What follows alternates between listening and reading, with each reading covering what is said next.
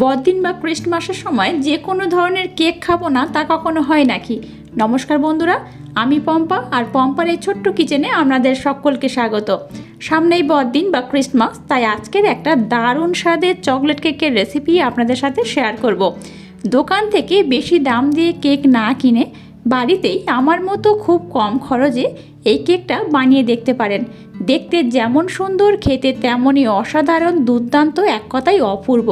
সামান্য কয়েকটা ঘরোয়া উপকরণ দিয়ে খুব সহজে বাড়িতেই কিভাবে আমার মতো আজকের এই চকলেট কেকটা বানাবেন, চলুন দেখে নেওয়া যাক।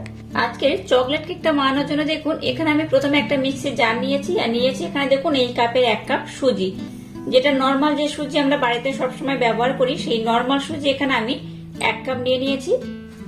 আর নিয়ে নিয়েছি এই কাপের 1/2 কাপ ময়দা। এখানে দিয়ে দেবো সামান্য পরিমাণে লবণ। এবার সমস্ত উপকরণ একটু হালকা করে ব্লেন্ড করে নেব। এখানে যে সুজিটা নিয়েছি, সুজিটাকে কিন্তু একদম 100% ব্লেন্ড করবেন না, 35% বা 40% ব্লেন্ড করলে যেমন হয় সেইভাবে কিন্তু এটাকে ব্লেন্ড করতে হবে। জাস্ট এটাকে একবার ঘোরালেই কিন্তু হবে, একদম ফুল ব্লেন্ড করবে না, তাহলে কিন্তু কেকটা খুব একটা ভালো হবে না। এটাকে 35 কিংবা 40% ব্লেন্ড করলে যেমন হয় ঠিক সেইভাবে কিন্তু এটাকে ব্লেন্ড করতে হবে। দেখুন এটাকে আমি ব্লেন্ড করে নিয়েছি, আমি দেখাচ্ছি দেখুন আপনাদেরকে। এই দেখুন সুজিটা যেহেতু মোটা দানা ছিল, এরকম 40% ব্লেন্ড করলে কিন্তু একটু দানাগুলো ছোট হয়ে যায়। তো একদম কিন্তু মিহি করে ব্লেন্ড করলে কেকটা খুব একটা ভালো হবে না। বুঝতেই পারছেন কেমনটা হয়েছে, দানাগুলো কিন্তু একদম ছোট হয়ে গেছে। সুজিটাকে এইভাবে ব্লেন্ড করতে হবে। এবার একটা পাত্র নিয়ে নিলাম। এবার এই কাপের মাপ করে 3 ভাগের 1 ভাগ তেল আমি দিয়ে দেবো। সাদা তেল এখানে আমি ব্যবহার করছি। এবার তেলের মধ্যে দিয়ে দেবো এই কাপের মাপ করে 3 ভাগের 1 ভাগ চিনি। আমরা কিন্তু চিনির পরিবর্তে মিশ্রি কিংবা গুড়ও ব্যবহার করতে পারেন, তবে আজকে যে চকলেট কেকটা বানাবো তার জন্য কিন্তু গুড়টা ব্যবহার না করাটাই ভালো, শুধুমাত্র চিনি কিংবা মিশ্রি ব্যবহার করতে পারেন। এবার চিনি আর তেলটাকে কিন্তু খুব ভালোভাবে ব্লেন্ড করতে হবে।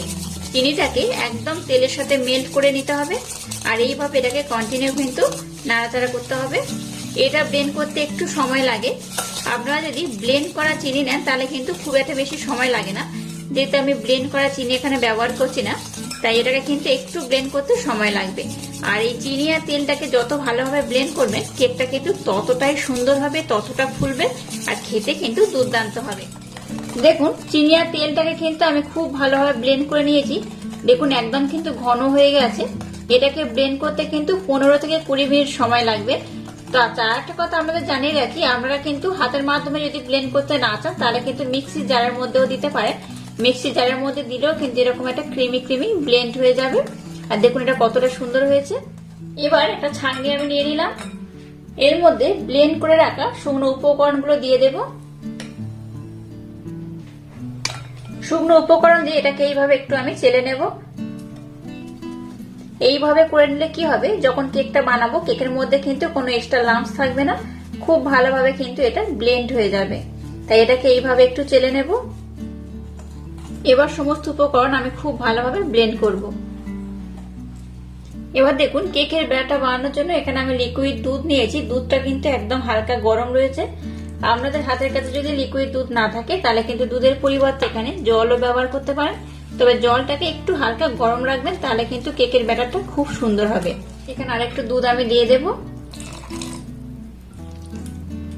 কেকের ব্যাটারটা কতটা দুধ দিলে একদম পারফেক্ট হবে আমি আপনাদেরকে জানিয়ে দেব। দেখুন এই ব্যাটারটার মধ্যে যেহেতু আমি সুজি ব্যবহার করেছি, তাই কিন্তু ব্যাটারটাকে একটু আমি রেস্টে রেখে দেবো, কারণ সুজি দুধটাকে অ্যাবজর্ব করে কিন্তু অনেকটা ফুলে যাবে। তাই ব্যাটারটাকে আমি 5 থেকে 10 মিনিটের জন্য রেস্টে রেখে দেবো। 5 থেকে 10 মিনিট পর আমি আবার ফিরে আসছি। দেখুন 10 মিনিট পর আমি আবার ফিরে এলাম। 10 মিনিটের মধ্যে দেখুন সুজিটা কিন্তু অনেকটা দুধ অ্যাবজর্ব করে ফুলে গেছে, আর ব্যাটারটা দেখুন অনেকটা কিন্তু ঘন হয়ে গেছে। দেখতেই পাচ্ছেন কতটা ঘন হয়েছে। তাই এখানে আমি আবারও দুধ ব্যবহার করব। দেখুন এখানে আমি 1 কাপ দুধ নিয়েছিলাম, 1 কাপ দুধের মধ্যে 4 ভাগের 3 ভাগ কিন্তু ব্যবহার হয়ে গেছে, আর অল্প একটু রয়েছে। এখানে কিন্তু আর দুধের প্রয়োজন নেই, এই দুধটা দিয়ে ব্লেন্ড করলেই হবে। এবার ঘনত্বটা আমি আপনাদের দেখিয়ে দিচ্ছি কেমন হয়েছে। দেখুন এইরকমই হয়েছে, খুব পাতলা করবেন না, আবার খুব ঘনও রাখবেন না, এইরকম করলে হবে। এবার একটা আমি আলাদা পাত্র নিয়ে নিয়েছি, এখান থেকে অল্প একটু ব্যাটার আমি উঠিয়ে রাখবো, এটা আমি পরে কাজে লাগাবো। কিভাবে লাগাবো আমি আপনাদেরকে জানিয়ে দেব। এই 2 হাতা ব্যাটার আমি রেখে দিলাম, এটাকে আমি পরে কাজে লাগাবো।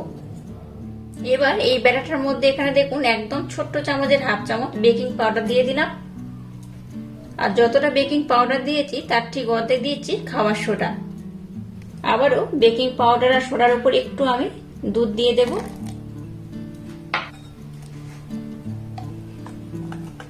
দুধটা দিয়ে এটাকে আমি আর একবার খুব ভালোভাবে ব্লেন্ড করে নেব। ব্যাটারটার ঘনত্ব কিন্তু এইরকমই থাকবে, আর খুব পাতলা বা খুব মোটা করব না, এইরকমই হবে। দেখুন আজকে কেকটা বানানোর জন্য একরকম ব্যাটার কিন্তু একদম রেডি হয়ে গেছে। এবার দেখুন এরকম একটা স্টিলের আমি পাত্র নিয়ে নিয়েছি, এর মধ্যে সামান্য পরিমাণ আমি তেলের ব্রাশ করে দেব।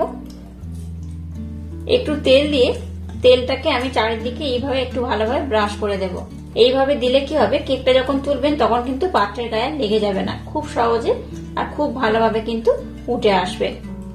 এবার দেখুন এরকম একটা আমি সাদা কাগজ বা পৃষ্ঠা বলতে পারেন কেটে নিয়েছি, এটাকে এর মধ্যে দিয়ে দেব। এর মধ্যে দেওয়ার পর আবারও এই তেলের ব্রাশটা নিয়ে একটু উপরে লাগিয়ে দেব। এবার এই ব্যাটারটাকে এর মধ্যে আমি দিয়ে দেব। ব্যাটারটা একটু উপর দিয়ে দেবেন, তাহলে কিন্তু এর মধ্যে এক্সট্রা কোনো লাম্পস থাকবে না। এবার এটাকে একটু ট্যাপ করে নেব যাতে এর মধ্যে কোনো রকম এয়ার বাবলস না থাকে। এবার গ্যাসটাকে জেলে দিয়ে একটা তাওয়া বসিয়ে তাওয়াটাকে আমি প্রথমে খুব ভালোভাবে গরম করে নিয়েছি। এবার ডাইরেক্ট কেকের যে ব্যাটারটা আমি বানালাম সেটার মধ্যে আমি রেখে দিলাম। আমি ডাইরেক্ট কিন্তু এই তাওয়ার উপরে বসিয়ে দেব। এবার গ্যাসের ফ্লেমটাকে প্রথমে 5 মিনিট হাই রাখবো, তারপর এটাকে লো করে আমি 10 মিনিটের জন্য রেখে দেব। 10 মিনিট পর আমি আবার ফিরে আসছি আর নেক্সট স্টেপ আপনাদের সাথে শেয়ার করব। সাদা ব্যাটারটাকে বসিয়ে দিয়ে এবার দেখুন এই ব্যাটারটা আমি নিয়ে নিয়েছি। এবার দেখুন এখানে কোকো পাউডার নিয়ে নিয়েছি। এরকম কোকো পাউডার কিন্তু আপনারা বাজারে কিনতে পাবেন। এখান থেকে 1 চামচ কোকো পাউডার এর মধ্যে আমি দিয়ে দেব। কোকো পাউডার দিয়ে ব্যাটারটাকে আমি আবারও খুব ভালোভাবে মিক্সড করে নেব। তবে তার আগে এখানে আমি একটু দুধ অ্যাড করব। কোকো পাউডার দিয়ে এবার ব্যাটারটাকে আমি খুব ভালোভাবে ব্লেন্ড করে নেব। আচ্ছা, এখানে আরেকটা কথা জানিয়ে রাখি, যখন কেকের ব্যাটারটা বানাবেন তখন কিন্তু সবসময় অ্যান্টি ক্লকওয়াইজ কিংবা ক্লকওয়াইজ যে কোনো একদিকে কিন্তু ঘোরাবেন। একবার অ্যান্টি ক্লকওয়াইজ একবার ক্লকওয়াইজ এইভাবে কিন্তু ঘোরাবেন না, যে কোনো একটা দিকে এইভাবে কিন্তু এটাকে ব্লেন্ড করতে হবে। এইভাবে যদি একদিকে ঘুরিয়ে ব্লেন্ড করেন তাহলে কিন্তু কেকটা খুব সুন্দরভাবে ফুলে যায়, খেতেও দুর্দান্ত হয়। দেখুন কোকো পাউডার দিয়ে এটাকে আমি খুব ভালোভাবে ব্লেন্ড করে নিয়েছি। আবার আমি এর মধ্যে বেকিং পাউডার দিয়ে দেবো এই চামচের 3 ভাগের 1 ভাগ, আর খাওয়ার সোডা দিয়ে দেবো যতটা বেকিং পাউডার দিয়েছে তার ঠিক অর্ধেকটা।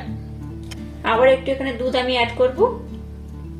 দেখুন টোটাল আমি 1 কাপ দুধ নিয়েছিলাম, সেটা থেকে কিন্তু অল্প একটু দুধ আমার রয়ে গেছে, সম্পূর্ণ দুধ কিন্তু আমার লাগেনি। আবার আমি সমস্ত উপকরণ খুব ভালোভাবে ব্লেন্ড করে নেব। কোকো পাউডার দিয়ে এই ব্যাটারটাকেও আমি কমপ্লিট করে নিয়েছি। দেখুন 10 মিনিট পর সাদা ব্যাটারটাকে আমি নামিয়ে নিয়েছি। ব্যাটারটা কিন্তু বেশ অনেকটা টাইট হয়ে গেছে, দেখতেই পাচ্ছেন।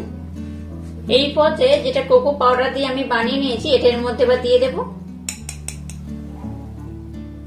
আবারও ব্যাটারটা আমি এর মধ্যে দিয়ে দিলাম। এবার এটাকে ঢাকা দিয়ে আমি কিছুক্ষণ হতে দেব, আর এটা হয়ে যাওয়ার পর আমি আপনাদের জানিয়ে দেবো এটা হতে কতটা সময় লাগলো। দেখুন কেকটা কিন্তু বেশ অনেকটা ফুলে গেছে, দেখতেই পাচ্ছেন। আর আমি কিন্তু একবার দেখেছিলাম যে কেকটা হয়ে গেছে কিনা, তো আমি আপনাদের আরেকবার দেখাচ্ছি। দেখুন কেকটা হয়ে গেছে কিনা। এই দেখুন কারিটার গায়ে কিন্তু কিচ্ছু লেগে নেই, তার মানে কিন্তু কেকটা খুব ভালোভাবে হয়ে গেছে, দেখতেই পাচ্ছেন। তো যাই হোক, এবার আমি গ্যাসটাকে বন্ধ করে দিলাম। এবার এটাকে আমি একটু ঠান্ডা করে নেব, তারপর আমি আপনাদের সাথে নেক্সট স্টেপ শেয়ার করব। দেখুন কেকটাকে আমি খুব সুন্দর করে কিন্তু বানিয়ে নিয়েছি, আর কেকটাকে আমি খুব ভালোভাবে ঠান্ডাও করে নিয়েছি। এই দেখুন অটোমেটিক ঠান্ডা হয়ে যাওয়ার পর কেকটা কিন্তু পাত্রের গা থেকে ছেড়ে আসছে। এই দেখুন, দেখতেই পাচ্ছেন এটা কতটা সুন্দর হয়েছে। এবার এরকম একটা প্লেট আমি নিয়ে নিলাম, এইভাবে এটাকে উল্টে নেব। একটু এইভাবে ট্যাপ করলে দেখবেন অটোমেটিক কিন্তু এটা ছেড়ে উঠে আসবে। এই দেখুন, এই দেখুন কেকটা কত সুন্দর হয়েছে। দেখুন নিচের পোর্শনটা দেখুন একটুও কিন্তু পুড়ে যায়নি। আমি যে কাগজটা দিয়েছিলাম কাগজটাকে এবার উঠিয়ে নেব। এই দেখুন একদম কিন্তু পারফেক্ট কেক হয়েছে। আপনারা বাড়িতে আমার মতো একদম সেম প্রসেস অবলম্বন করে এই কেকটা বানাতে পারেন। বাচ্চা থেকে বড় সবাই কিন্তু ভীষণই খুশি হবে। এই দেখুন, এই কাগজটাকে আমি উঠিয়ে নিলাম, আর কেকটা দেখতেই পাচ্ছেন কতটা সুন্দর হয়েছে, কতটা দুর্দান্ত হয়েছে। এবার এটাকে আমি উল্টে নেব। এই দেখুন, দেখলেন তো কত সুন্দর। এই নিচের পোর্শনটা সাদা, এই পোর্শনটা থেকে চকলেট।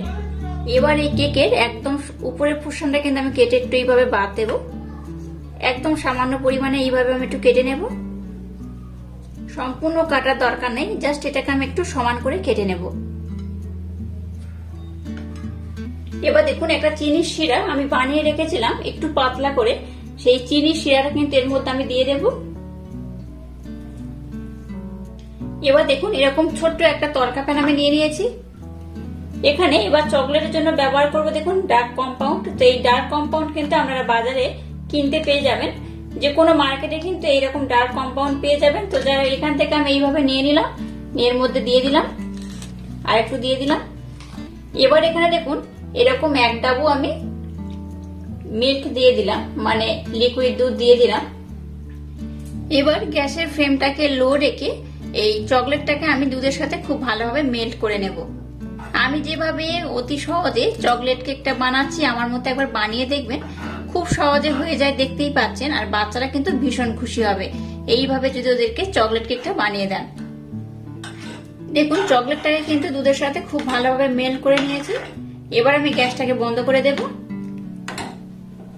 এবার এই চকলেটটাকে আমি একটু হালকা ঠান্ডা করে নেব, তারপর এটাকে কিন্তু আমি ব্যবহার করব। এবার দেখুন, চকলেটটাকে আমি একটু হালকা ঠান্ডা করে নিয়েছি। এবার এর মধ্যে আমি দিয়ে দেব।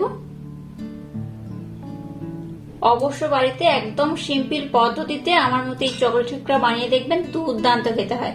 বাচ্চা থেকে বড় সবাই কিন্তু ভীষণই পছন্দ করবে। দেখুন, চকলেটটাকে আমি খুব সুন্দর করে দিয়ে দিয়েছি। এবার এটাকে আমি নর্মাল ফ্রিজে আধ ঘন্টার জন্য রেখে দেবো। আধ ঘন্টা পর আমি আপনাদের দেখাচ্ছি এটা কত সুন্দর হয়েছে। দেখুন, এটাকে আমি আধা ঘন্টার জন্য নর্মাল ফ্রিজে রেখে দিয়েছিলাম। আধা ঘন্টা পর আমি আপনাদের দেখাচ্ছি, দেখুন এটা কত সুন্দরভাবে হয়ে গেছে। এবার এটাকে আমি খুব সুন্দর করে ডেকোরেশন করে নেব। এবার দেখুন, এই সুন্দর চকলেট কেকটাকে আমি আরো সুন্দর করে ডেকোরেশন করার জন্য এখানে আমি কাজু বাদাম একটু ভালোভাবে ব্লেন্ড করে নিয়েছি। এই একদম মিডিল পোর্শনে একটু কাজু বাদাম এইভাবে আমি দিয়ে দেব। আপনারা আপনাদের মনের মতো এটাকে ডেকোরেশন করতে পারেন। নিয়ে নিয়েছি একটা ছোট্ট চেরি ফল। চেরি ফলটাকে এই মিডিল পয়েন্ট আমি দিয়ে দিই। আর নিয়ে নিয়েছি টুটি ফুটি। বাচ্চারা কিন্তু এইভাবে যদি ডেকোরেশন করে দেন, বাচ্চারা ভীষণ আকৃষ্ট হবে। যাই হোক, টুটি ফুটি এইভাবে আমি একটু দিয়ে দেব। দেখুন, কেকটাকে আমি কত সুন্দর করে ডেকোরেশন করে নিয়েছি। দেখুন, দেখতেই পাচ্ছেন কতটা অসম্ভব সুন্দর দেখতে হয়েছে। বাচ্চাদের যদি এইভাবে ডেকোরেশন করে কেকটা দেন, বাচ্চারা কিন্তু ভীষণ মজা করে খাবে, ভীষণ খুশি হবে। দুর্দান্ত দেখতে হয়েছে। এটা দেখতে যতটা সুন্দর, খেতে কিন্তু আরো দুর্দান্ত। আমি আপনাদেরকে একটু কেটে দেখাচ্ছি এটা কতটা সুন্দর হয়েছে আর কতটা সুন্দর এটা দেখতে হয়েছে। একটা আমি ছুরি নিয়ে নিলাম, ছুরির মাধ্যমে এটা কেটে আমাদের দেখাচ্ছি এটা কতটা সুন্দর হয়েছে।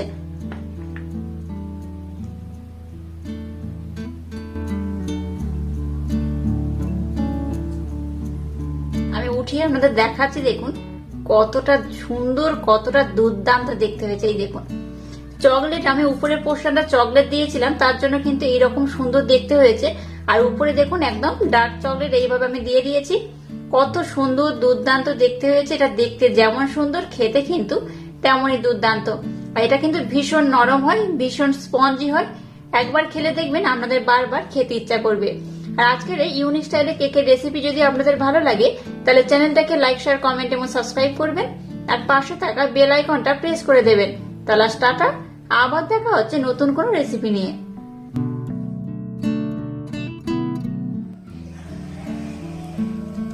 কেমন লাগছে কেকটা?